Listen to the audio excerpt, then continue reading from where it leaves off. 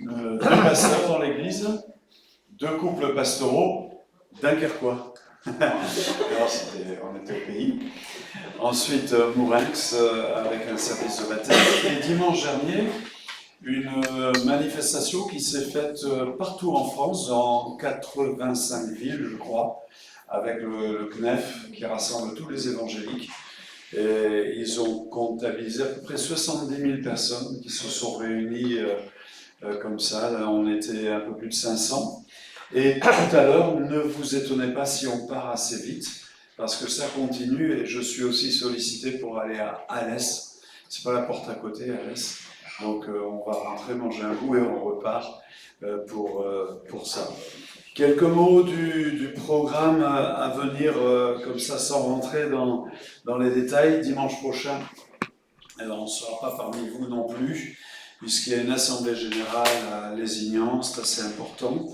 À la fin du mois, je vais remplacer aussi Samuel, le pasteur Samuel Saez à Narbonne.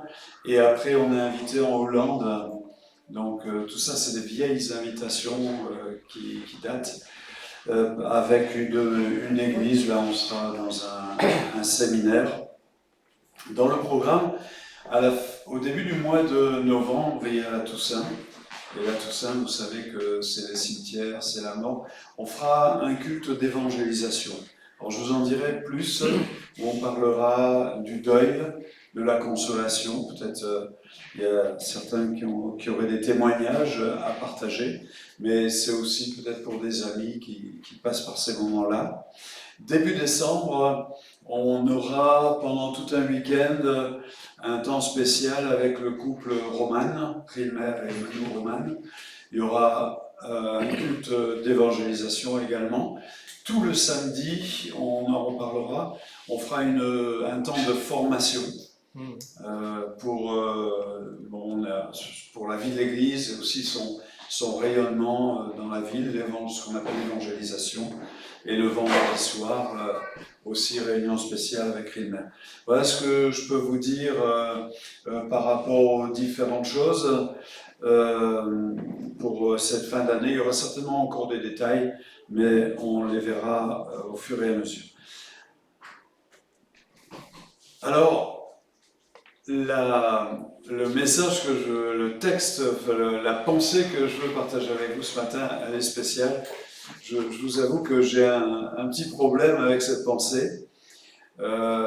C'est un texte qui a résonné en moi là, cette semaine. Et dans ce texte, j'ai trouvé une difficulté. C'est un texte que vous avez lu et relu certainement très souvent, que j'ai lu et relu très souvent, mais il m'a posé une question, une difficulté. Et je sentais que dans ce texte, il y avait une pensée forte.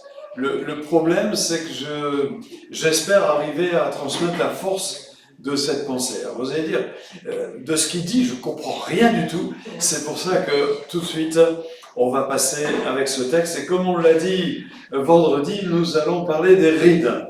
Alors on peut envoyer...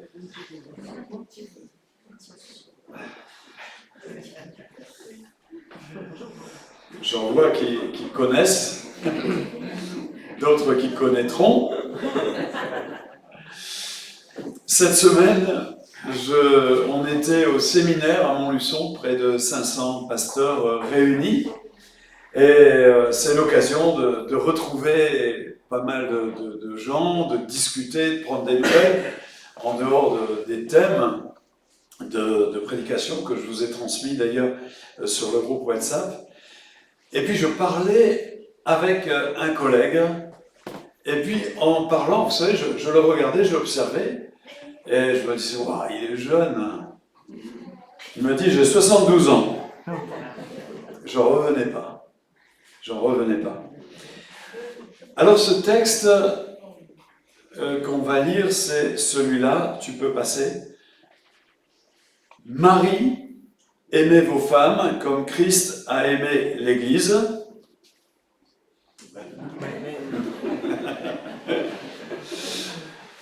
Et s'est livré lui-même pour elle, afin de la sanctifier par la parole, après l'avoir purifiée par le baptême d'eau, afin de faire paraître devant lui cette Église glorieuse, sans tache, ni ride, ni rien de semblable, mais sainte et irrépréhensible. C'est ce texte-là qui, surtout ce mot ride, et quand on regarde l'apôtre Paul en cite 3, il parle de tache, il parle de ride, et il parle de choses semblables, et une autre traduction parle de défaut. Alors, ces trois choses-là méritent quand même qu'on s'y arrête pour bien comprendre le texte. Les tâches, dans le livre du Lévitique, par exemple, les sacrificateurs devaient recevoir des personnes quand ces personnes avaient remarqué que sur leur peau, il y avait une tache. Ça pouvait être superficiel, mais ça pouvait être aussi de la lèpre. Et dans ce cas-là, il y avait tout un processus pour la purification. Dans l'Ancien Testament, la lèpre, c'est le symbole du péché. Et quand il est question d'une église qui entre dans le ciel sans tache, eh bien cette église, elle est débarrassée de toutes les marques, de toutes les traces, toutes les déformations que le péché a pu susciter. Et puis, il y a les rides. Alors, les rides, c'est un marqueur de la jeunesse. Non, c'est un marqueur du vieillissement. Alors, c'est intéressant de voir comment les rides viennent. Il y a plusieurs causes. Il y a déjà le fait que la peau perd son élasticité avec l'âge. Il y a les agressions de l'extérieur, la pollution, etc. Mais il y a aussi les agressions de l'intérieur. Quand on a une hygiène de vie qui est défaillante, alors les rides viennent plus facilement. Mais comment viennent-elles? Elles viennent sur le visage. Et pourquoi viennent-elles sur le visage? Parce que nous avons l'habitude d'avoir des expressions. Et ces expressions sont le reflet de ce qui se passe à l'intérieur. Par exemple, la ride du lion là, entre les deux yeux, c'est quand on fronce les sourcils et peut-être c'est parce que souvent on manifeste de l'inquiétude ou de l'étonnement avec ces rides-là. Ceux qui rient souvent, ils ont les pas de doigts, là, les petites rides du bonheur, etc., etc. Et ça finit à longueur de vie par s'incruster, par rester, parce que la peau, elle perd sa mémoire de forme, elle perd de son élasticité. C'est un marqueur du vieillissement. Et les défauts,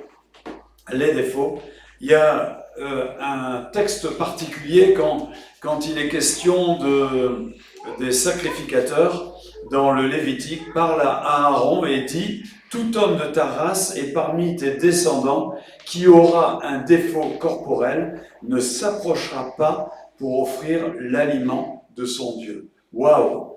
Ne pas pouvoir s'approcher de Dieu parce qu'on a un défaut. Quels peuvent être ces défauts?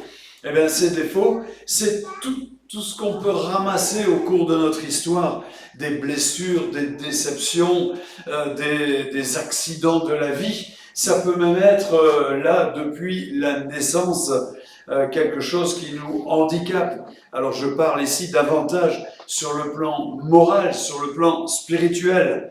Voilà quels sont ces défauts. Et il est dit que Jésus va faire paraître l'Église sans tache, sans ride et sans défaut. C'est valable pour chacun de nous sur le plan individuel, mais c'est valable aussi pour l'Église sur le plan collectif, parce que l'Église peut elle aussi avoir des tâches. L'Église peut avoir des tâches. Est-ce que vous êtes d'accord pour reconnaître qu'une Église, si belle soit-elle, si agréable soit-elle, si dynamique soit-elle, est-ce que vous êtes d'accord pour dire que l'Église, elle n'est pas parfaite? Vous avez remarqué aussi? Quelquefois, il y a des gens qui disent moi, je viens plus à l'église parce qu'il n'y a pas d'amour dans l'église. D'un air de dire que s'il n'y a pas d'amour, c'est parce qu'ils viennent plus. mais c'est pas un geste d'amour que de ne plus venir. Enfin bref, l'Église, elle est pas parfaite. Il n'y en a pas des églises parfaites. Quelquefois, des personnes font des centaines de kilomètres parce qu'on leur a dit là-bas, il y a une super église. Mais même cette super église, elle n'est pas parfaite. L'église peut aussi avoir des rides. Elle peut vieillir. Elle peut avoir pris des plis. Une ride, c'est un pli. Hein. Elle peut prendre des plis qui deviennent comme des routines, comme des habitudes, qui enlèvent la vitalité, sa faculté d'expression. Et puis l'Église, elle peut aussi avoir des défauts. C'est-à-dire qu'elle peut connaître dans son parcours des accidents. Elle peut connaître dans son parcours des blessures. Et malheureusement, quelquefois, eh bien, il faut du temps pour se relever de ça. Alors, quelle est la difficulté que j'ai relevée dans ce texte? Tout d'abord, c'est trois choses dont il est parlé, les tâches, les rides, les défauts. C'est l'objet de notre combat permanent. C'est pas vrai? Oui. Dans nos vies, nous combattons le péché. Nous faisons des efforts, nous luttons, nous prions, nous souffrons même. Nous combattons les rides. Nous avons besoin de renouvellement. Nous avons besoin de rafraîchissement. On sent que la vieillesse est là. Et vous savez, quand quelqu'un se convertit, on appelle ça le premier amour. Il est tout feu, tout flamme. Mais avec les années, avec les expériences, quelquefois, cette flamme, elle s'éteint. Et on sent que les rides sont en train de s'installer dans nos vies. Mais on combat ça. Parce qu'on veut rester jeune. On veut pas des rides. Et puis, il y a ces blessures qui sont là. Et on a cette recherche d'une restauration qui est là. Mais alors, vous allez me dire, il est écrit dans le texte que nous avons lu que Jésus fera paraître l'Église sans tache, sans ride et sans défaut. Et nous, on est là et on combat les taches, les rides et les défauts. Vous commencez à voir un petit peu où est ce combat. C'est un combat permanent et c'est un combat difficile. L'apôtre Paul dit « Je prends plaisir à la loi de Dieu ». Et on prend tous plaisir à la loi de Dieu, on l'aime. Mais on voit en nous une autre loi qui lutte contre ce plaisir que nous avons de la loi de Dieu. Et on est comme prisonnier de cette loi du péché qui est dans nos membres. Et on crie « Misérable que je suis !» Qui me délivrera du corps de cette mort? Ça vous est jamais arrivé de pleurer sur vous-même? On fait tous nos efforts, on remporte quelques victoires, et paf, il y a une défaite qui arrive, et on pleure, et on constate que jamais on n'arrive à un état de perfection. On peut rêver, et quelquefois certains nous font rêver, mais excusez-moi, publicité mensongère.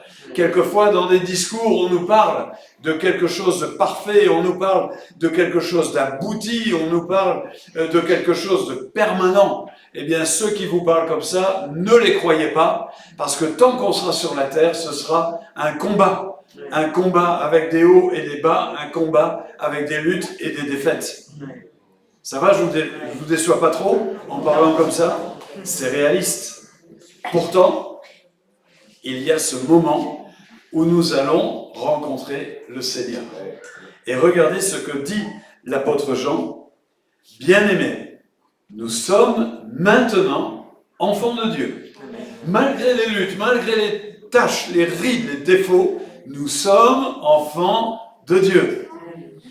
Mais ce que nous serons n'a pas encore été manifesté. Nous savons que lorsque ça sera manifesté, nous serons semblables à lui. Et lui, il n'a pas de tache, il n'a pas de ride, il n'a pas de défaut. Alléluia. Nous serons semblables à lui parce que nous le verrons tel qu'il est. Waouh! Et là, on commence à approcher cette difficulté. Regardez ce que dit Paul aux Corinthiens. Il en parle aussi. Il dit « Ainsi en est-il de la résurrection des morts. Le corps est semé corruptible, il ressuscite incorruptible. Il est semé méprisable, il ressuscite glorieux. Il est semé infirme, il ressuscite plein de force. Il est semé corps animal, il ressuscite corps spirituel. » Alors animal, ça vient de animer, la vie, l'âme, c'est de ça que ça parle. Hein. C'est la chair en fait, c'est-à-dire notre vieil homme ou vieille femme, si vous voulez. Il ressuscite corps spirituel. Alors dites-moi, le Seigneur, la question, le Seigneur, il va nous amener dans le ciel, et quand on entre dans le ciel, plus de taches, plus de rides, plus de défauts. Ok avec ça? Alors à quoi ça sert de combattre les taches, les rides et les défauts? Et c'est ça la difficulté que j'ai eue avec ce texte. À quoi ça sert de combattre les taches, les rides, les défauts? Puisque il apparaîtra dans le ciel et nous on ira à sa rencontre où on ressuscitera et là on sera débarrassé de tout ça. Quelle est l'utilité? Il faut remettre le texte d'Éphésiens dans son contexte. Et de quoi parle le contexte des Éphésiens? Le contexte des Éphésiens parle du couple, du mariage. Marie, aimez vos femmes. Et la comparaison est faite avec le Christ. Et on se souvient qu'il est l'époux et que nous sommes l'Église. Et la première chose que on peut retenir, c'est le regard de l'époux sur l'épouse. Messieurs,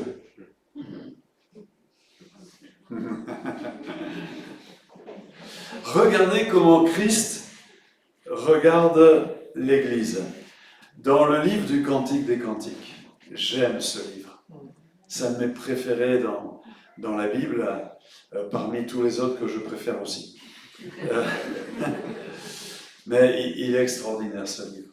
Et dans le Cantique, il dit, elle parle et elle dit « Je suis noire, mais je suis belle.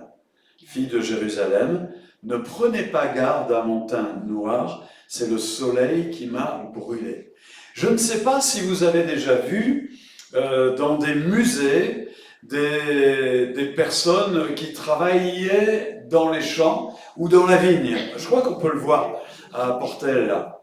Ouais. Les personnes qui travaillent dans la vigne, en plein soleil, se couvraient, ne laissaient presque rien dépasser de la peau. Parce qu'à cette époque-là, être bronzé, être avec la peau noire, noircie par le soleil, ça trahissait notre rang social de paysans, de paysannes. Les personnes riches dans la société élevée avaient la peau blanche parce qu'elles elles n'étaient pas obligées d'aller travailler dans les champs en plein soleil. Et ici, c'est à ça que ça fait allusion. Et on disait, ces personnes étaient méprisées. Elles travaillaient dans les champs. C'était vraiment la basse classe de la société. Et elle va dire, la Sulamite du Cantique des Cantiques, « Je suis noire, mais il y a quelqu'un qui me regarde et qui dit que je suis belle. » Et c'est comme ça que l'époux regarde l'Église. C'est comme ça que Jésus nous regarde ce matin. Il connaît au milieu de nous, dans notre Église, les taches, les rides, il connaît les défauts, les blessures, tout ça. Et il dit, mon Église, elle est comme ça, qu'est-ce qu'elle est belle. Et il te regarde toi dans ta vie, il connaît chaque limite, il connaît chaque faiblesse, il connaît les points faibles, les défauts de la cuirasse, il te regarde, il me regarde, et il dit, je sais tout ça, mais qu'est-ce que tu es beau. Amen. Amen. Ah ouais. Tiens, tu peux même le dire à ton voisin ou à ta voisine. Qu'est-ce que t'es beau. Qu'est-ce que t'es belle. Alors on a toujours cette question. Si maintenant, en plus, il m'accueille, il n'y aura plus les taches, les rides et les défauts. Mais si maintenant il me regarde avec mes taches, mes rides et mes défauts, mais qu'il me dit que quand même je suis beau, ça ajoute à la difficulté. À quoi ça sert de combattre tout ça? À quoi ça sert de me débarrasser de mes péchés? À quoi ça sert de me défaire de mes rides? À quoi ça sert de guérir de mes défauts? Eh bien, il y a une seule explication possible, c'est l'amour. Et pour ceux qui étaient là vendredi, j'avais déjà ce message avant que notre frère prêche d'une manière que j'ai beaucoup appréciée d'ailleurs, très agréable. Le moteur, c'est l'amour. Regardez le Cantique des Cantiques. Il y a une progression et les diapos vont se succéder. Au début du Cantique des Cantiques, elle dit « Mon bien-aimé est pour moi ». Un peu plus loin, elle dit « Mon bien-aimé est à moi et je suis à lui ». Et à la fin du cantique, elle dit « Je suis à mon bien-aimé ». Vous avez vu la progression? Au début, il est pour moi. Après, il est à moi, je suis à lui. Et à la fin, je suis à lui. C'est l'amour qui enlève les taches, qui enlève les rides, qui enlève les défauts. On le verra un peu plus loin. Et la deuxième raison pour laquelle nous combattons nos péchés, nos vieillissements, nos blessures, eh bien cette deuxième raison, c'est notre entourage. À l'époque, les fiancés, avant de se marier, étaient entourés par leurs amis. Et dans le Cantique des Cantiques, vous avez les filles de Jérusalem. Et l'histoire du Cantique des Cantiques, elle est spéciale, il faut la comprendre comme ça. Un roi, peut-être Salomon, est amoureux de cette Sulamite. Il est prêt à tout lui donner. Son yacht, sa villa, ses Ferrari, etc. Il est prêt à tout lui donner. Et il lui dit, et il n'arrête pas de lui faire de la poésie, il lui fait des déclarations d'amour extraordinaires. Mais elle est de glace. Et à chaque fois, elle termine ses phrases, les phrases du roi, elle les continue, vous pourrez regarder dans le Cantique des Cantiques, et elle parle de son bien-aimé. Mais c'est pas lui. C'est pas le roi, le pauvre. Il se prend un râteau. Parce qu'elle aime un bien-aimé, c'est un berger.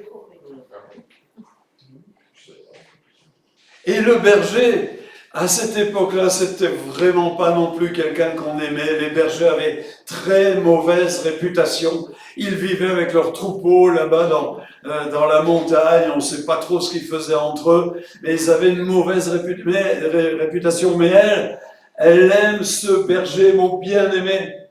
Et quand on a l'impression qu'elle parle au roi, et le roi il doit se faire des idées, mais non, elle pense qu'à son berger. Et ça énerve les filles de Jérusalem, ses amies. Et à un moment, elle l'arrête, elle dit, mais enfin, qu'est-ce qu'il a ton bien-aimé de plus qu'un autre? Et elle va répondre.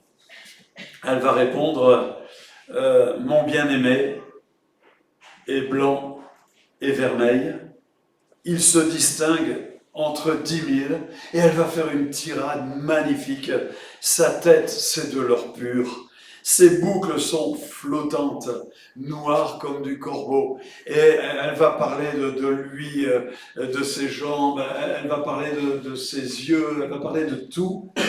Et à la fin, qu'est-ce qui va se passer? Tu peux y aller? Les filles de Jérusalem, elles sont là. Elle vient de parler. Il y a comme un temps de silence. Elles sont interloquées. Et il y en a une qui dit, mais il est allé où ton bien-aimé? ô la plus belle des femmes, de quel côté ton bien-aimé est-il dirigé? Nous le chercherons avec toi. C'est formidable ça. Ça veut dire quoi? Ça veut dire que l'amour que cette femme a manifesté pour son bien-aimé a donné de l'envie à tout son entourage. Et ça, c'est facile pour nous de faire le transfert. C'est pas nos techniques, nos stratégies d'évangélisation, il en faut certainement. Mais cet amour qui fera qu'on va combattre dans nos vies les tâches, les rides et les défauts, cet amour que l'on manifestera envers Jésus en faisant ça, ça interpelle. Mais qu'est-ce qu'il a ton Jésus? Qu'est-ce qu'il a de plus qu'un autre? Ta vie, elle est différente. Qu'est-ce que tu as que je n'ai pas? Et cet amour que je manifeste pour Jésus amène à dire, il est où? On va le chercher aussi. À notre tour, on va se mettre à chercher Jésus. Alors, pour terminer, je voudrais faire une série de conseils d'esthéticiens. Antitache, c'est écrit, si nous marchons dans la lumière, comme il est lui-même dans la lumière, alors nous sommes en communion. Ça ne veut pas dire qu'on est dans la perfection, mais ça veut dire qu'on est dans la lumière. Et être dans la lumière par rapport à nos péchés, eh bien c'est le seul moyen que le sang de Jésus nous purifie de tout péché.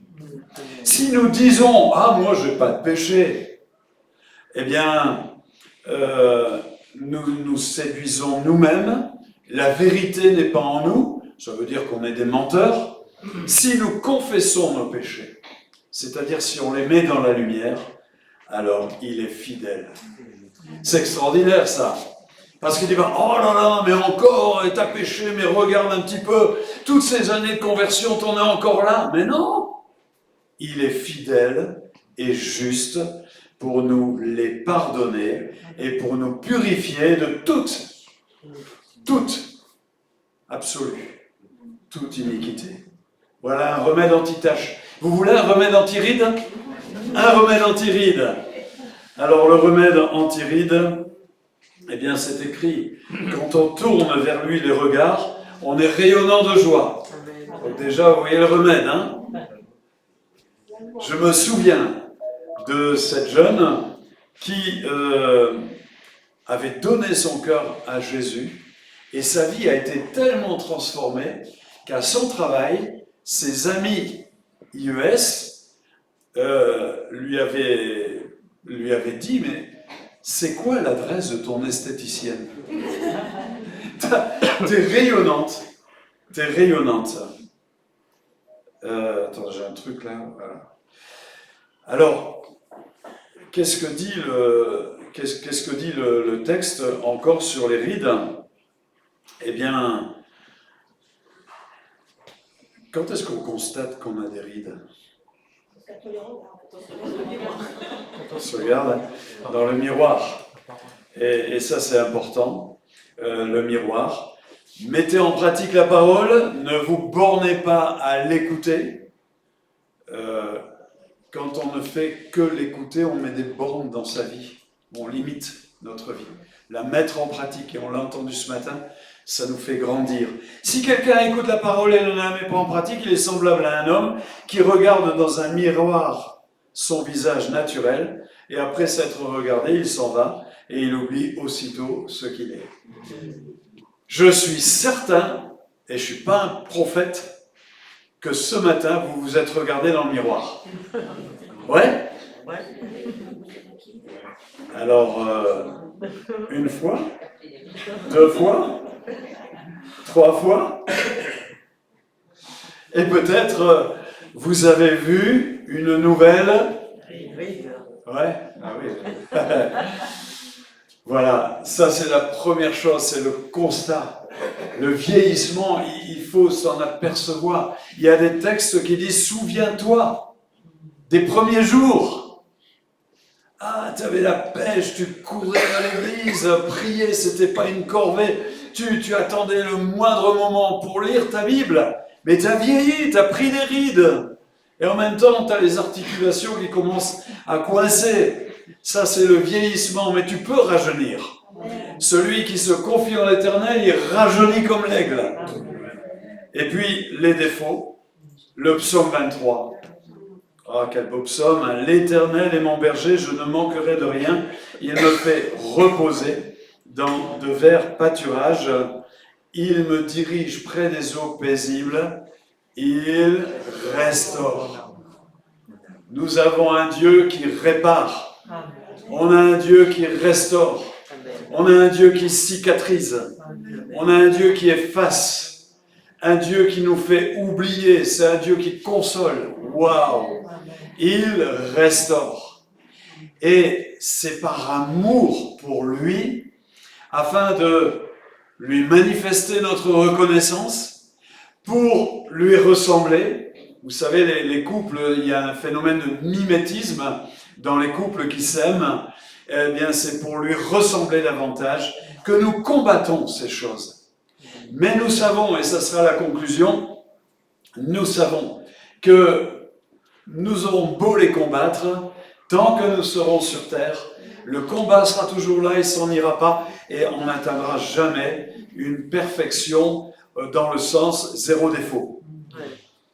Et un jour il viendra, et il nous enlèvera. Mais si nous les combattons, c'est parce qu'on l'aime. D'ailleurs, on remarque tous que lorsqu'on cesse de l'aimer, des fois notre amour il diminue un peu, hein. Et bien, quand on cesse de l'aimer, on cesse aussi de combattre les tâches, les rides et les défauts. Et quand notre amour augmente pour lui, on se remet à combattre ces choses-là. C'est une manifestation d'amour. Et c'est pour ça que Jésus, quand il a retrouvé Pierre, après le reniement, il ne lui a posé qu'une seule question. Est-ce que tu m'aimes ? Si tu réponds à cette question, est-ce que tu m'aimes? Ça suffit. Tu es prêt pour toute la vie chrétienne. Moi, je te demande que ça. Et ton amour va déclencher les attitudes, les combats, les victoires et tout ça simplement en répondant à la question, est-ce que tu m'aimes? Et entre parenthèses, ce que je trouve magnifique dans ce texte, l'apôtre Pierre, il vient de renier Jésus, pas une fois, mais 3 fois. Et tout de suite, Jésus, sans même attendre de garantie ni de preuve, il lui confie une tâche pastorale. Prends soin de mes brebis, nourris mes brebis. Waouh! C'est très fort ça, et ça mérite une grosse réflexion. Alors, pour terminer, un jour, on se rappelle bien de ça, un jour, on sera tous parfaits. Amen. Et c'est pas aujourd'hui. Hein. Quand il nous enlèvera. Aujourd'hui, nous aimons Jésus. Amen. Nous l'aimons parce qu'il nous a aimés le premier. Et notre amour nous pousse à nous débarrasser de tout ça. Les tâches, le péché, les rides, le vieillissement, l'usure, les défauts, les blessures. Ça nous pousse à combattre tout ça. Mais c'est uniquement par amour qu'on le fait. C'est pas pour mériter quelque chose de lui. C'est pas pour qu'il nous aime davantage. C'est en reconnaissance à l'amour qu'il a pour nous. Et c'est notre manière d'exprimer notre amour pour lui. Amen. Amen. Seigneur, merci pour ta parole. Merci Seigneur parce qu'un jour, dans le ciel, tout ça pour nous, ça sera terminé. Les pleurs, les larmes, les souffrances, les douleurs, les imperfections, les limites, nos défauts, le mal qu'on fait quand on veut faire le bien, tout ça, ça sera fini. Mais en attendant, Seigneur, eh bien, avec ton esprit, avec ta parole, avec ta force, nous voulons combattre ces choses. Parce que nous voulons aussi interpeller notre entourage, interpeller notre monde. Et on veut qu'ils voient que nous t'aimons. Qu'ils voient que nous sommes avec toi, qu'ils voient que nous vivons pour toi. Alors Seigneur, fais-nous grâce et renouvelle nos forces jour après jour. Amen. Amen.